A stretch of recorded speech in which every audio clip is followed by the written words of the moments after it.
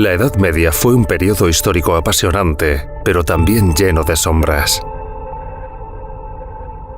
En Europa el feudalismo creaba una sociedad injusta y desigual, y la Iglesia Católica había crecido en riqueza y poder, pero había convertido los principios de Jesús en una religión alejada de las personas, donde había un abismo entre el clero y el pueblo llano. En medio de esto, alguien se levantó para decir que aquello no estaba bien, que había que cambiarlo.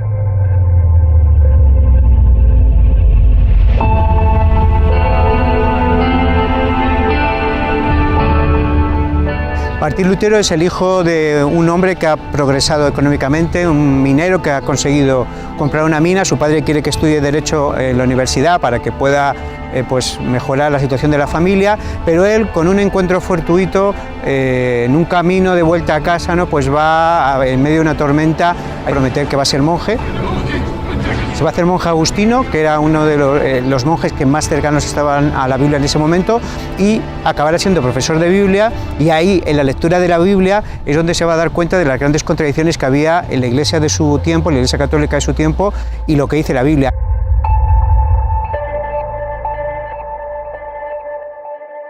Podemos decir que el año 1510 representa un punto de inflexión en la vida de Lutero.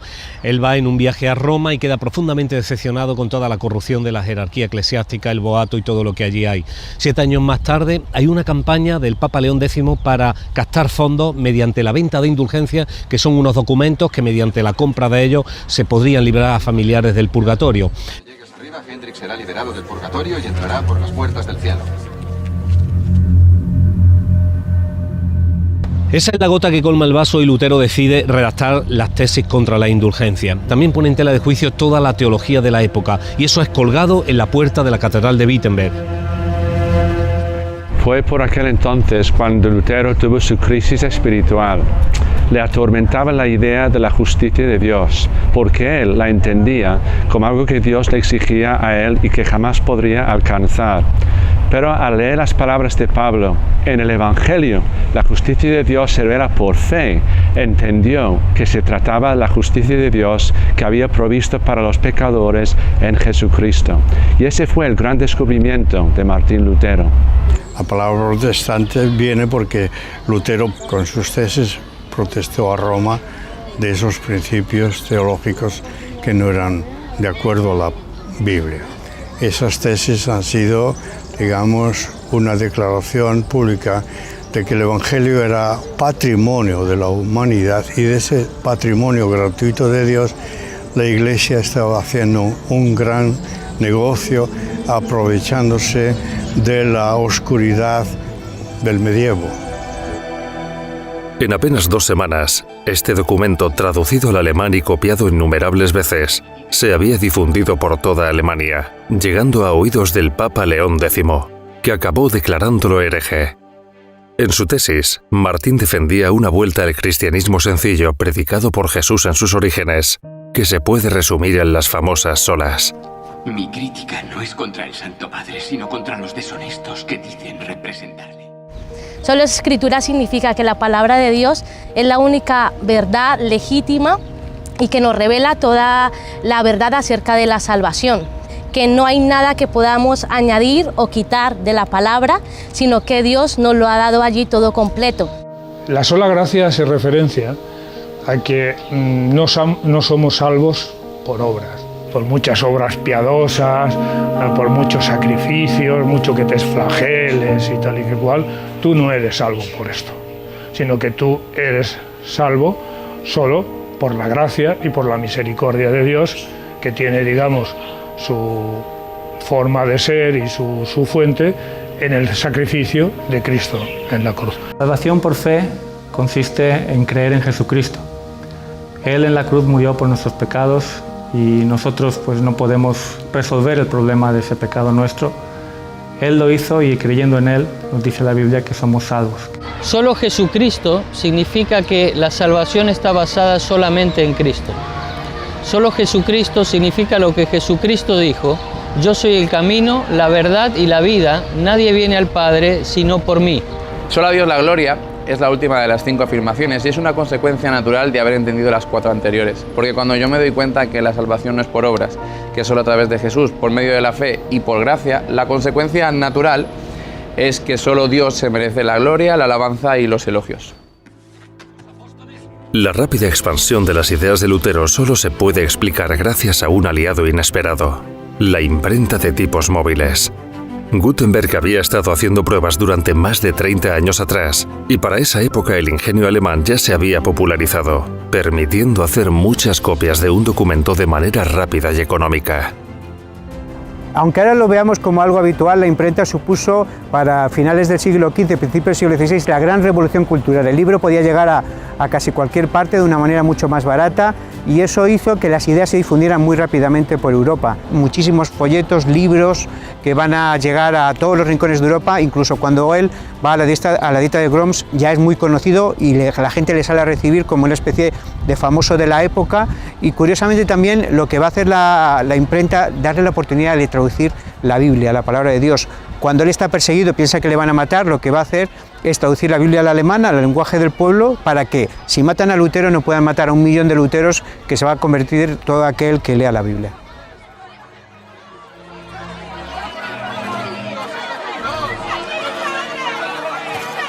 El protestantismo comienza a extenderse rápidamente por los países vecinos y toma diferentes formas, aunque todas coinciden en su ruptura con la Iglesia católica.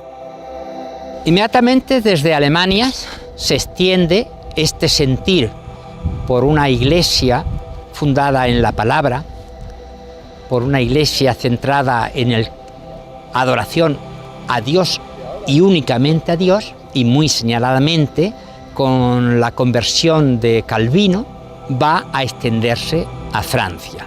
En Francia va a tener un gran éxito porque Calvino, no solamente en su tierra natal, sino en la próxima Ginebra, donde se instala con otros, va a desarrollar la segunda fase de la Reforma, que es el calvinismo. De todos los países en donde se oficializó primeramente, digamos, el protestantismo como religión oficial, fue en los países del norte, que fueron los más radicales y cortaron con Roma, a pesar de Lutero, porque Lutero no quería romper con Roma.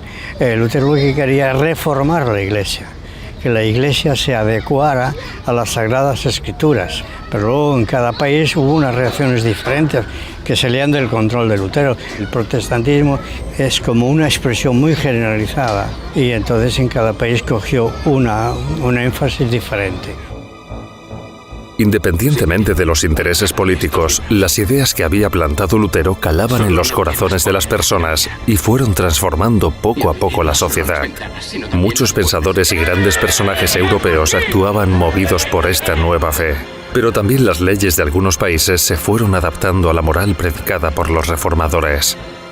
Lutero y los otros reformadores producen una revolución sin precedentes a nivel europeo y a nivel mundial.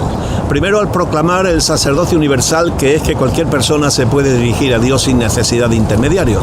El segundo principio es la libre interpretación de las Escrituras, que no significa que cada uno pueda leer e interpretar lo que le parezca, sino que uno se libera de la tutela de la jerarquía eclesiástica a la hora de interpretar. Lee e interpreta lo que está leyendo. Esto produce una revolución sin precedentes, y no solo en el campo religioso, sino también en el político y social. La Reforma protestante supuso un gran cambio en la historia. Ahora, después de 500 años, podemos hablar de cómo influyó en muchas áreas de la vida, no solo en el aspecto religioso. El aspecto social, los protestantes contribuyeron al parlamentarismo moderno, a la democracia, a la libertad de prensa, a la libertad de cultos, naturalmente, y eso hizo que, y a la tolerancia, ¿no?, que es uno de los grandes logros del hombre moderno europeo. Eso hizo que a lo largo de su historia, tanto en Europa como en los Estados Unidos y en los países donde ha habido pues grupos protestantes más grandes, haya personajes tan destacados, pues por ejemplo como Martin Luther King, con la defensa de los derechos de las personas de color, pero también la abolición de la esclavitud siglos antes, o tantas otras cosas que han contribuido al bienestar del mundo, ¿no? En el mundo de la ciencia, pues uno de los grandes personajes es Newton, que no solo era un gran científico, sino era además un hombre de fe. Pero también ha habido personajes tanto hispanos como latinoamericanos, presidentes de gobierno, ¿no?, que han influido por sus valores, como Abraham Lincoln, por ejemplo, con su lucha, ¿no?, en los Estados Unidos también contra la esclavitud, pero sobre todo por la tolerancia. Él decía que su libro de referencia siempre era la Biblia y que siempre buscaba pues en Dios consejo para sus decisiones políticas. La gran aportación que hizo la Reforma respecto a la economía, sin lugar a dudas, fue el nuevo concepto de trabajo. A partir de la Reforma, el trabajo ya no solamente no era una maldición, sino que era una bendición, como curiosamente está pasando hoy día en la sociedad en la que estamos viviendo. Todo el mundo tenía que trabajar, todo el mundo tenía que vivir del esfuerzo de su trabajo y además tenía que llevar una vida pues sencilla y una vida, digamos, digna, de acuerdo con los principios de las escrituras en los cuales estaba basada, digamos, la Reforma. En el año 17 fue cuando Lutero colocó las tesis de Wittenberg y 7 años después, en 1524, se edita el primer compendio de corales, el Choralgesang, de ahí viene el nombre de coral. Desde que el Papa Gregorio había instaurado, digamos, un canto único para toda la Iglesia, el gregoriano, entonces el pueblo dejó de cantar, se limitaban a un amén o un aleluya al final. Entonces supone un gran cambio porque Lutero y sus colaboradores le dan al pueblo el papel de protagonista, de cantar. Son melodías que se cantan con textos en alemán, los textos son totalmente bíblicos, adaptan los ritmos de manera que sean lo más iguales posibles para que sea fácil de cantar. Y así surgirá lo que llamamos ahora nosotros himnos. Estos corales creados por Lutero, también Johann Walter, Ruf y Senfr, suponen un gran cambio no solo para la alabanza, sino también para la historia de la música.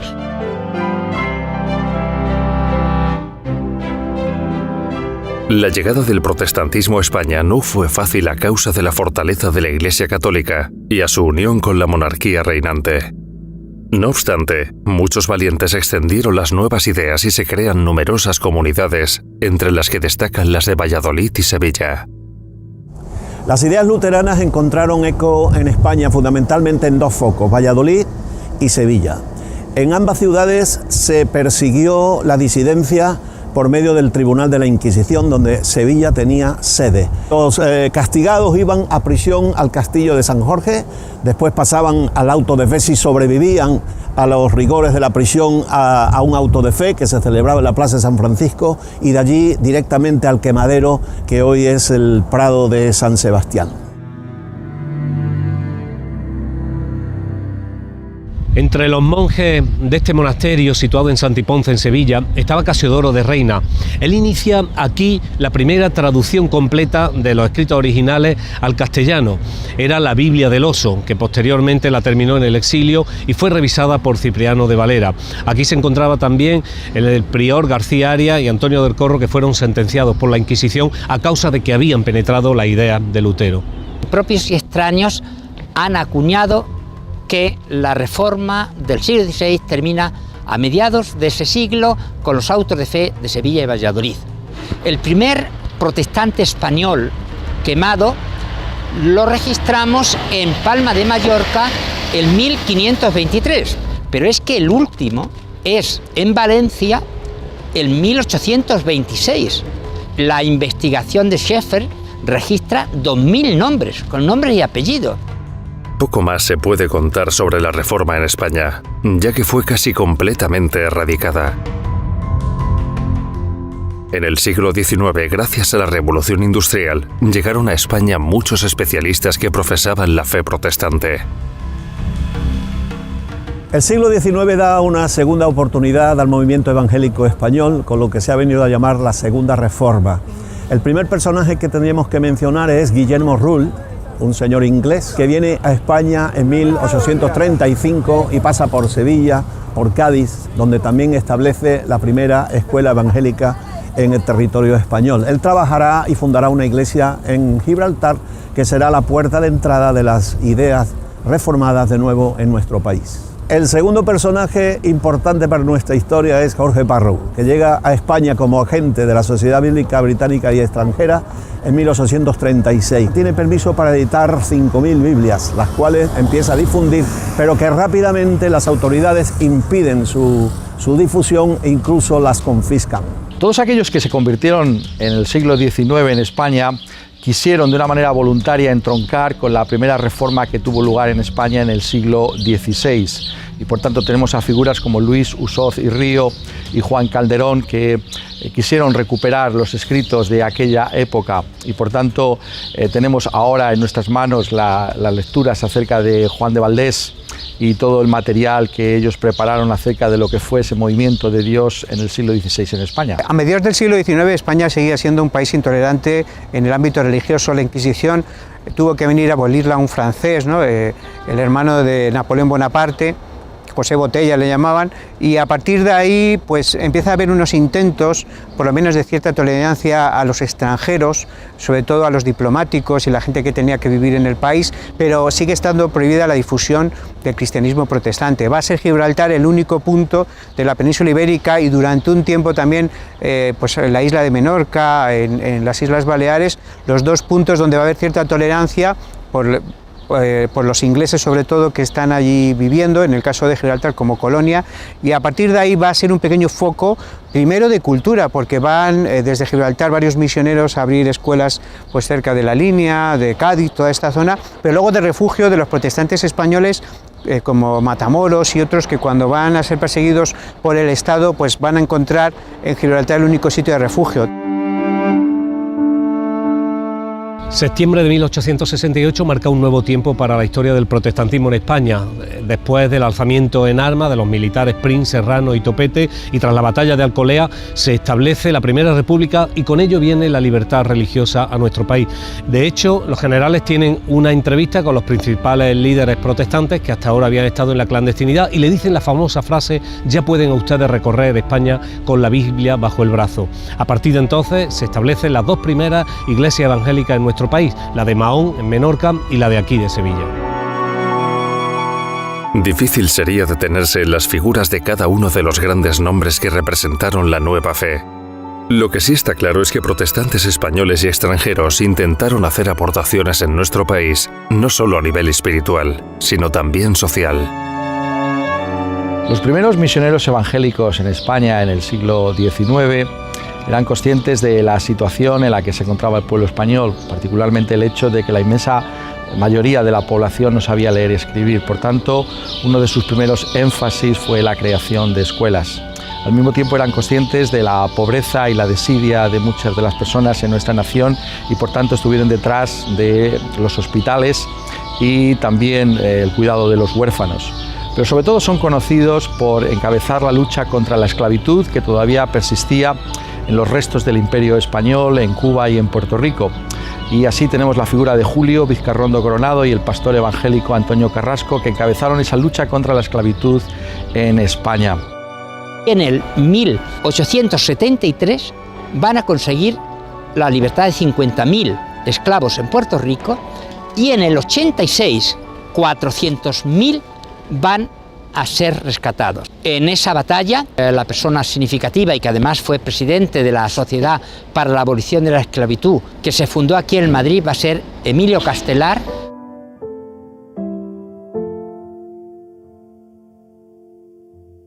Lutero, cuando inicia la reforma en Alemania, consigue que el pueblo alcance la lectura de la Biblia. Resulta que el pueblo es muy analfabeto, entonces no le queda otro remedio que producir, o sea, enseñar al pueblo cómo leer. Eso se traduce que toda la evangelización, a todos los lugares donde ha llegado la evangelización, la alfabetización ha ido en paralelo. Entonces la familia Flinders, concretamente don Federico, construyó un colegio muy importante en Madrid, que lo puso en marcha en 1897, se llamaba el Colegio del Porvenir. Fue uno de los pocos colegios que, por desgracia, han sobrevivido protestantes en España. Hubo una época de gran difusión de colegios, casi al lado de cada iglesia había un colegio protestante. Este colegio además fue fundamental. Federico Flinders, su fundador, para saber cómo era el sistema pedagógico español, estudió varias carreras por la noche, medicina, entre otras, y después, como vio que los textos españoles no eran muy buenos para enseñar a los niños y sobre todo a veces muy inclinados a temas religiosos, hizo los propios libros de texto y creó una imprenta que reeditó después a los reformados españoles del siglo XVI. Su aporte cultural fue fundamental, influyó no solo al mundo protestante, sino al mundo cultural del Madrid de aquellos años y abrió la mente a muchos que pensaban que el protestantismo era una herejía abominable que había que exterminar. Todos los alumnos que hemos pasado por este colegio tenemos un sello, una impronta que nos ha servido para dirigir nuestra vida desde nuestros primeros pasos.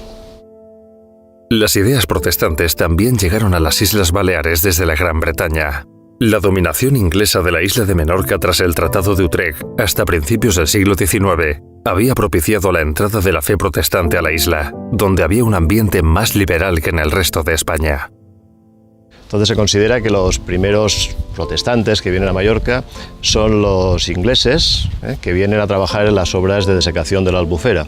Entre ellos pues hay creyentes que van a compartir su fe. Uno de ellos, que era un ingeniero que dirigía las obras, un tal William Green, será la persona que abrirá la primera iglesia evangélica en Palma, en el año 1870. A Mallorca vinieron exiliados del protestantismo de España, venían como castigados y llegaron a Mallorca y ellos fueron contagiados por las ideas liberales del protestantismo. Y aceptaron esas ideas y empezaron a reunirse ya no como católicos sino como disidentes protestantes. La obra protestante va creciendo en las islas con más o menos dificultades, dependiendo de la mayor o menor libertad política de cada momento, en una época muy convulsa. Surgen numerosos pequeños grupos de diferentes sensibilidades, tanto en los pueblos como en las capitales. En la última década del siglo XIX, pues es un momento de especial persecución a los protestantes en Capdepera. En este momento en que la iglesia había sido cerrada por las autoridades, pues tiene lugar lo que se conoce como la renuncia, un documento que firmaron 75 personas ante un notario, por medio del cual pues, se comprometían a renunciar a la Iglesia Católica, a todos sus ritos, a sus manifestaciones, se daban permiso para ser visitados unos a otros en lugares públicos y poder, digamos, pedir a alguien que abandonara el lugar si así lo deseaban, y de igual manera pues que todas estas facultades pues las tuvieran los pastores, que fueran reconocidos. A pesar de esto, pues la persecución va a continuar, porque de hecho firmar una cosa de este tipo, y más en un pueblo, pues te suponía pues significarte de una manera muy clara. Concretamente en esta isla, en Mallorca y en Menorca, los metodistas trabajaron bastante. Y concretamente unos años más tarde, en Capdepera, también había unas escuelas evangélicas protegidas por los metodistas que estuvieron durante toda la época de las repúblicas trabajando y dejando el sello en las personas que aún viven hoy y lo recuerdan como algo muy importante en sus vidas. Naturalmente, la guerra civil y la posterior dictadura franquista suponen un duro recorte en la libertad religiosa de nuestro país, que amenaza seriamente a cualquier confesión diferente a la católica. Bueno, tenemos aquí el Castillo de Bellver, un lugar que no se ha utilizado como fortaleza en las batallas, pero que sí se ha utilizado como prisión. Durante la guerra civil, desgraciadamente, pues también hubo algunos hermanos que sufrieron prisión. Uno de ellos, un tal Miquel Serra, de Capdepera, fue encarcelado aquí en el castillo y por ser también uno de los responsables de la congregación, pues acabó siendo fusilado. Todos los actos oficiales, los protestantes tenían que reunirse en privado y en secreto. Pues hubo persecución, opresión, presión de la Iglesia, presión del Estado, presión del gobierno. Entonces, prácticamente los protestantes no podían casarse, no tenían papeles de matrimonio, tenían que hacerlo ante notario. Pues durante la dictadura franquista no se podían enterrar a los que no eran católicos en lo que ellos llamaban el recinto sagrado o la tierra sagrada. Entonces nosotros como evangélicos teníamos un problema, Cuando moría alguien no sabíamos dónde teníamos que enterrarlo. Teníamos que enterrarlo en el lugar donde ellos enterraban a los suicidas, a los que no eran católicos, a los judíos, etc. Entonces compramos una tumba que nos costó en aquel tiempo 150.000 pesetas, la pagamos como pudimos, esto era a principios de los 70. Con la llegada de la democracia, la situación religiosa del país se va normalizando poco a poco. En todas las islas se produce un crecimiento de las comunidades evangélicas que culmina con una expresión unida de todas las iglesias en 1982, en la campaña Él Vive.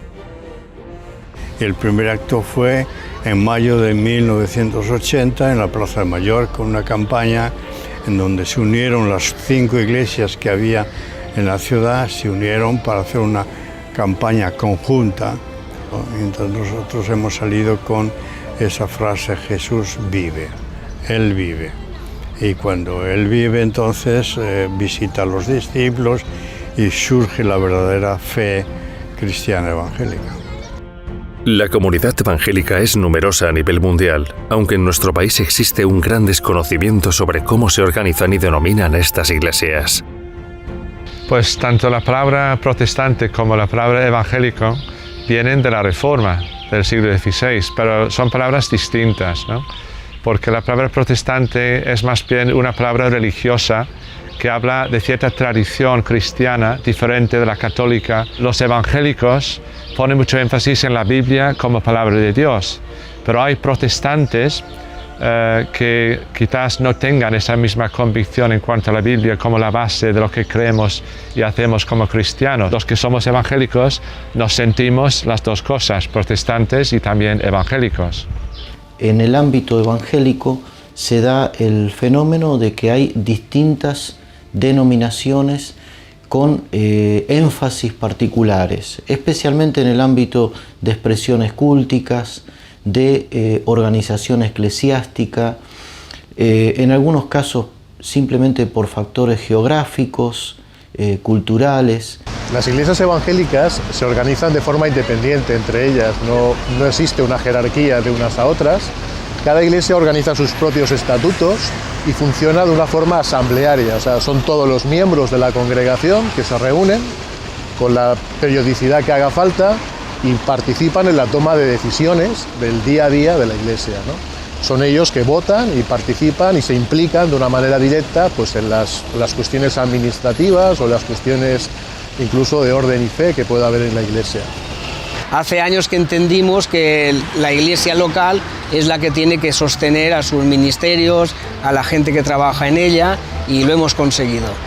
Nuestra iglesia ha tomado para financiarse el modelo bíblico, donde se nos habla de diezmos, de ofrendas, de limosnas. Luego, con lo que recogemos los domingos, las ofrendas o colectas es lo que destinamos en mayor parte a obra social. En la actualidad, la comunidad evangélica balear cuenta con unos 6.000 miembros repartidos en las islas. Muchas de las iglesias están asociadas bajo el Consell Evangèlic de les Illes Balears, creado en 2008. El Consejo Evangélico está integrado por las iglesias y entidades evangélicas que están ubicadas en las Islas Baleares. Está creado y pensado para poder representar desde un punto de vista legal a las iglesias y a las entidades miembros y poder gestionar pues, programas que sean culturales, programas sociales y al mismo tiempo pues, fraternal, que contribuya tanto a difundir nuestros valores cristianos como a reforzar también el testimonio de las iglesias y la proclamación del Evangelio. A día de hoy, la Iglesia Evangélica Filadelfia es una de las más grandes de Europa porque en los años que llevamos somos una de las más jóvenes, sin embargo es una de las que más ha crecido en los últimos 60 años. Aproximadamente, como he dicho antes, andaremos por las 1.400 iglesias. Nosotros trabajamos en el pueblo gitano porque tuvimos un llamado directamente para el pueblo gitano, pero en esa trayectoria ha habido muchas personas no gitanas que se han convertido y son pastores en medio de nosotros. Por lo tanto, no podemos hacer exclusión de nadie. Eso sería un pecado delante del Señor. El Señor nos llama a todos por igual. Las iglesias evangélicas siempre han estado muy concienciadas con la acción social en sus barriadas, y aquí en las islas, por ejemplo, trabajamos conjunto con las prisiones, con la labor con los ancianos, banco de alimentos, servicio de ropa y demás cuestiones sociales, identificando las necesidades que tenemos a nuestro entorno. El Ejército de Salvación fue fundado en el año 1865. La labor que estamos realizando en Mallorca es hacia las personas, familias necesitadas. Estamos entregando ayuda para 250 familias. Estas tiendas han surgido o han nacido con el propósito de recibir donaciones y lo que hacemos es invertir esa donación en dinero para ayudar a estas personas que he mencionado, no solamente en Mallorca, sino en el resto de España. Remar se fundó en 1983. Bueno, en Mallorca tenemos esta casa de acogida que es para chicos de primera y segunda fase que vienen, con problemas de drogadicción, de alcohol, y luego tenemos una casa de familias de matrimonios. Tenemos tiendas de segunda mano, de muebles que reciclamos, que recogemos, electrodomésticos, y con eso nos subvencionamos. Asociación Betel se estableció en Palma de Mallorca hace 24 años, lleva funcionando a nivel nacional unos 32-33, y la obra evangélica en este aspecto fue un refugio para muchas personas que estábamos necesitados de ayuda y no sabíamos dónde acudir. Trabajamos conjuntamente en la prisión de Palma, se realizan talleres, algunos de manualidades, de pintura, también hemos realizado talleres de lectura de la Biblia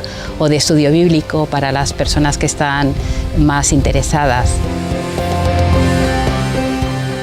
Aquella historia que empezó hace 500 años con Lutero tiene hoy su continuidad en Baleares en los más de 6.000 protestantes que se reúnen en las islas. Una comunidad que pretende imitar los pasos de Jesús, impactando en la sociedad que le rodea.